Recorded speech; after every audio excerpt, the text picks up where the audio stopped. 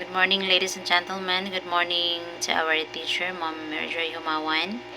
My topic for today is about a subtopic 3, modes of integrative teaching.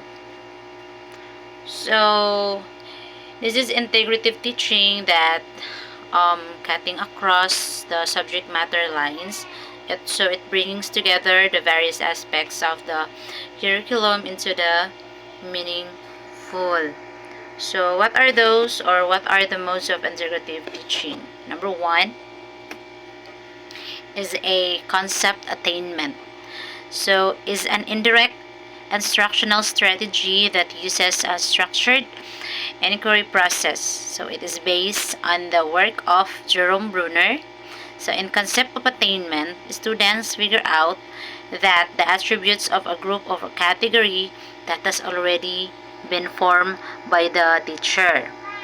So, this is also the process of defining the concepts by determining that attributes now that are absolutely essential to the meaning and that disregarding those or that are not. So it is also means that learning to discriminate between what is and what is not an example of the concept. So the second one is there is a American psychologist who has made significant contributions to humans' cognitive learning theory and educational psychology. So, his name is Jerome Seymour Bruner. So, Bruner introduced the method of the inquiry-based instruction. So, this is popular theory that encourages learners to build on past experiences and the knowledge to use their intuition, the imagination, and creativity for the new information. Of course, sa mga discovery facts, then correlations, and the new discovery truths. Just like that. So, the concept of Bruner that what his discovery learning is to create the problem-solving situation where the student learners draw on their own past experiences and existing knowledge to discover the new facts, no? Relationships and the information. So let's proceed of the modes of integrative teaching. Number 2 is a concept mapping. So concept mapping is a type of graphic organizer used to help students organize and represent knowledge of a subject. So concept maps begin with a main idea and then branch out to show how that main idea can be broken down into the specific topics. So the example here, no, the graphic organizer, I might not put a best example, but the best example here is about the trees, no? As you see, the trees, there has a root, the stem, the leaves, and all. So, nasa mga branches, then connect siya, so that is part of the graphic organizer. So, another that is more on like for example, again, the trees, they are more providing oxygen, then going down to the most living organism, the shade, the paper, no, magamit dyan po nag-iyahang like iyahang as a trees, mostly magamit dyan po siya into paper, labi na itong mga nai like yung mga itong mga guma, part po ni nana, then sa mga daghan gid siya magamit. So that is part of the concept mapping, no? The main idea there is the connecting lines, no, and show their connection to each other. So now let's proceed of the mode of integrative teaching. Number 4 is the issue analysis. So it's the use of an appropriate process to break a problem down into the smaller pieces necessary to solve it. Each piece becomes a smaller and easier problem to solve. So this is entails for defining the situation, complication, and overriding question of the business case, and from that identifying issues to be addressed. So it is more on formulating hypotheses for those issues and deriving a project plan. So this is more on solving a problem, no, and a such issue, just like that, no, from the word issue it is more on understandable, right?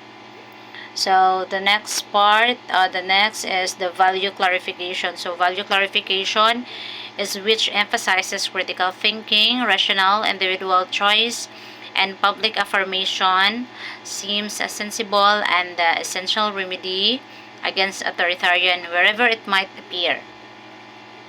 So it is a technique for encouraging students to relate their thoughts and their feelings and thus enrich their awareness of their own values. So in other terms, this is an approach that helps client or clarify their goals and their priorities and values, so make decisions and implement changes in their lives. So this is also the method whereby a person can discover his own or her own values by assessing or exploring and determining what those personal values are and how they affect the personal values decision making to by the individual, no, right?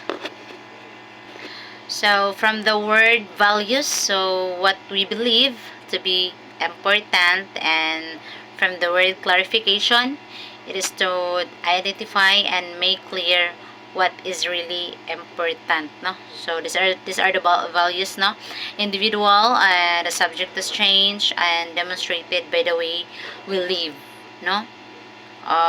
This include a time, a money, and our energy.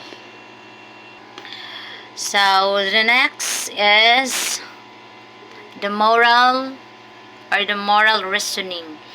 It is a teaching process with the objective of determining whether an idea is right or wrong. So it is really understandable, right? So from the word moral reasoning, this is how the study of this is how people think about right and wrong and how we acquire and apply moral rules in our lives, di ba? So from the word moral reasoning, kita tanan mga every individual has the right, but we have to control ourselves, sorry. We have to put in our mind that every right and wrongs having a kanang will have a consequences, no, consequences. So if you do good, you have a good consequences. If you do bad, so of course the result is also bad, right? So in the moral reasoning, this